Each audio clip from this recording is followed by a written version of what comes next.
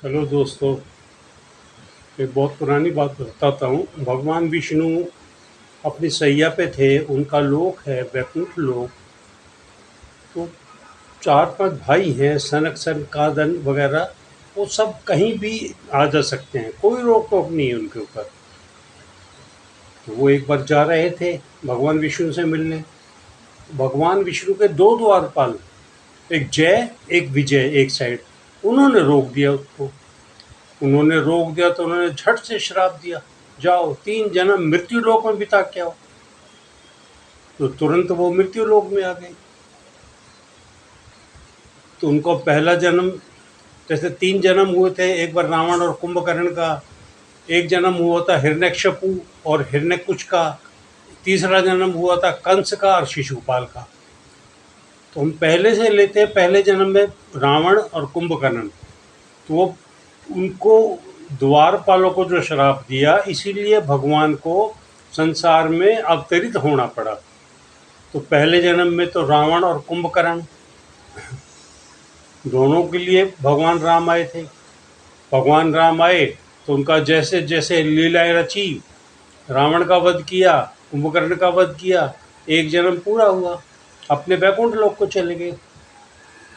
फिर आए भगवान हिरण्यकशिपु। हिरण्यकशिपु को मारने के लिए नरसिंह अवतार रखा था उन्होंने। नरसिंह अवतार से हिरण्यकशिपु को मारा और अपने लोक में भेज दिया। एक और भाई को, जो वराह अवतार हुआ था, पृथ्वी को पूरी को इसमें पाताल में ले गया था। तो उस टाइम पे वराह अवतार में अपना नीचे से उठा के लाए पृथ्वी को, और उनके भाई को जो था, जो करा था काम, हिरण्यकुश, उसको मारा, उसका संहार किया। तो ये दोनों फिर चले गए बैकुंठ लोक में। तीसरा जन्म हुआ, तो तीसरा जन्म हुआ कृष्ण के रूप में। और कृष्ण के रूप में जन्म हुआ, जो कृष्ण के रूप में जन्म जो हुआ, उसके अंदर शिशुपाल का वध किया। शिशुपाल का सर काटा। वो बहुत गालियां दे रहा था, तेरी 100 गालियां पूरी हो जाएंगी तब देखूंगा। मैं 100 गालियां शिशुपाल की जहां पूरी हुई, वहां सुदर्शन चक्र निकाला, उसका सिर काट दिया। एक कंस का वध किया। तो ये 3 जन्म में भगवान के द्वारपाल जय और विजय दोनों को अपने यहाँ से, पृथ्वी लोक से, मृत्यु लोक से उद्धार करके ऊपर ले गए भगवान। अब आपको एक चीज़ और बताऊं, कृष्ण जन्म होने से पहले की बात है। वासुदेव और देवकी, देवकी कंस की बहन थी। तो बहन की शादी करके वासुदेव से, और रथ पे बिठा के छोड़ने जा रहा था कंस। थोड़ा आगे गया तो आकाशवाणी हुई। मतलब आकाशवाणी क्या, देवता लोग चिल्लाते हैं, आकाशवाणी हुई, हे कंस, देवकी का 8वां पुत्र तेरा काल बनेगा। वहीं दिमाग खराब हुआ कंस का, घुमा के ले आया रथ को, और अपनी बहन देवकी को और वासुदेव को जेल में डाल दिया। अब उनके जैसे जैसे पुत्र होते गए, उनको मारता गया। अब जहाँ 8वां पुत्र हुआ, भगवान कृष्ण जिनका नाम है, जो 8वां पुत्र हुआ, उनको वासुदेव जी लेके चले गए। कुछ दृष्टांत हुआ, मन के अंदर भाव आए, वहाँ से लेके चले गए वो गोकुल में।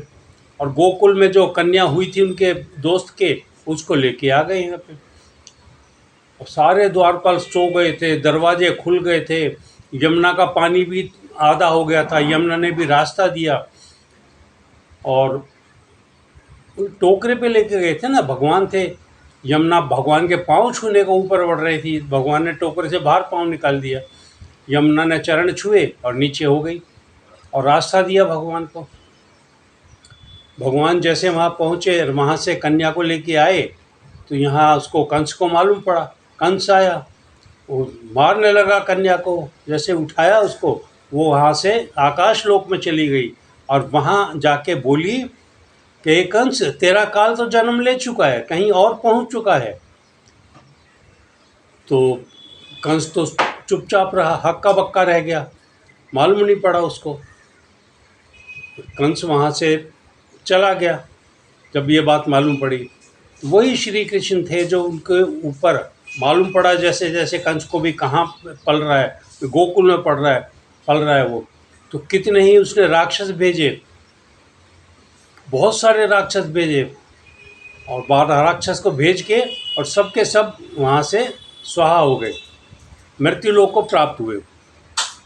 तो उसके बाद जैसे भी ये राक्षस भेज दिए, फिर एक बार जगह अपने यहाँ पे कुछ ओकेज़न कर रहा था, फंक्शन कर रहा था, तो उन्होंने भेजा, कंस ने उनके पारिवारिक सदस्य को, जो गोकुल के सब पारिवारिक सदस्य थे, उनको उनको लेने भेजा, जाओ राम को, कृष्ण को और बलराम को लेके आओ यहाँ पे। तो वो चले गए बेचारे, राजा का हुक्म था, चले गए, उनको जैसे भी समझा बुझा के वहाँ से लेके आए। तो रास्ते में हालांकि अक्रूर जी थे, वो अक्रूर जी को अपना रूप दिखाया उन्होंने कि मैं भगवान हूँ, मेरा कुछ नहीं बिगड़ेगा।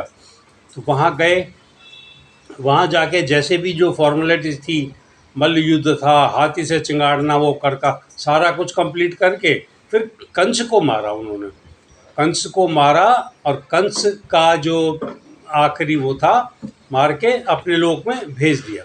ये हुआ कंस वध। उसके बाद बातें शुरू होती है भागवत की और दूसरी महाभारत की, वो फिर कभी करूँगी। धन्यवाद।